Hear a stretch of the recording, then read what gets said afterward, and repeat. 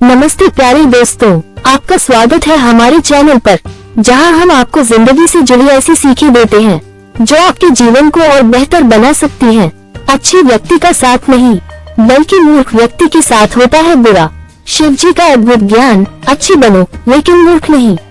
सोचो, अगर कोई तुमसे कहे अरे भाई अच्छा बनो लेकिन मूर्ख मत बनो, तो तुम्हें कैसा लगेगा? पहली बार सुनने में थोड़ा अजीब सा लगेगा, है ना? भला अच्छाई और मूर्खता का क्या कनेक्शन? लेकिन जरा रुकिए, इस बात में एक गहरा राज छिपा है जिसे खुद भगवान महादेव ने माता पार्वती को समझाया था। आज मैं तुम्हें वही ज्ञान एकदम नए और मजेदार तरीके से सुनाने वाला हूँ। तो अब जरा अपनी कल्पना की तीसरी आंख खोलो और मेरे साथ कैलाश पर्वत की ओर चलो। कैलाश पर अद्भुत संवाद। कैलाश पर्वत पर ठंडी हवाएं बह रही थी। शिव जी अपने ध्यान में मग्न थे और नंदी महाराज पास में बैठकर धीरे धीरे घास चबा रहे थे। अचानक माता पार्वती आई और हल्की मुस्कान के साथ बोली, प्रभु, क्या मैं आपसे एक सवाल पूछ सकती हूँ? भोलेनाथ ने ध्यान से आंखें खोली, एक प्यारी सी मुस्कान दी और बोले, देवी, तुम्हें सवाल पूछने की अनुमति की जरूरत कब से पड़ने लगी? माता पार्वती हंस पड़ी और बोली, प्रभु, मैंने देखा है कि संसार में सबसे ज्यादा दुख अच्छे लोगों को ही झेलना पड़ता है। जो लोग हमेशा सबकी भलाई करते हैं उन्हें ही लोग धोखा दे देते हैं।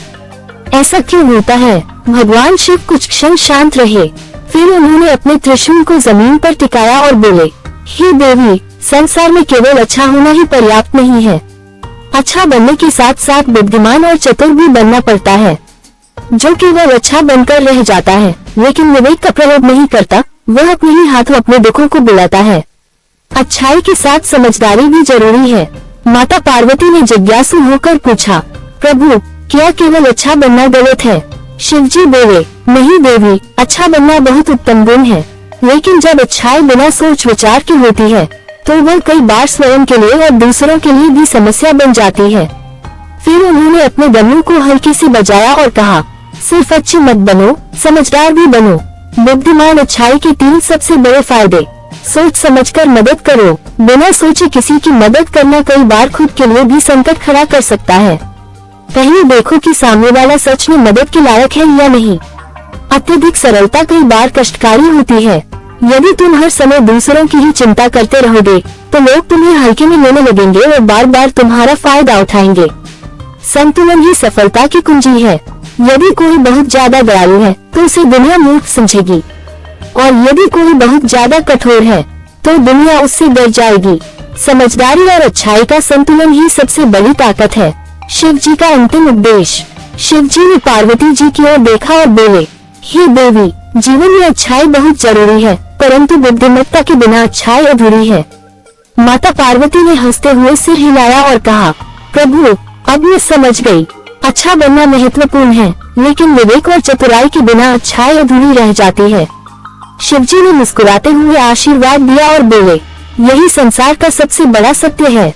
जो इसे समझ गया वह जीवन में कभी धोखा नहीं खाएगा।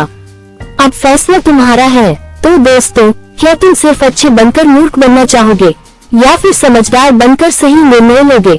अगर तुमने ये ज्ञान सही से समझ लिया तो शिव जी की यह सीख तुम्हारे जीवन में बहुत काम आएगी। अच्छे बनो लेकिन मूर्ख नहीं। अब बारी आपकी। अगर यह ज्ञान आपको उपयोगी लगा तो लाइक कीजिए, कमेंट करके बताएं कि आपको सबसे अच्छी सीख कौन सी लगी। चैनल को सब्सक्राइब कीजिए ताकि आप हमारी आने वाली रोचक और ज्ञानवर्धक वीडियो को मिस न करें। इस वीडियो को अपने दोस्तों और परिवार के साथ शेयर कीजिए ताकि वो भी इस दिव्य ज्ञान का लाभ उठा सके।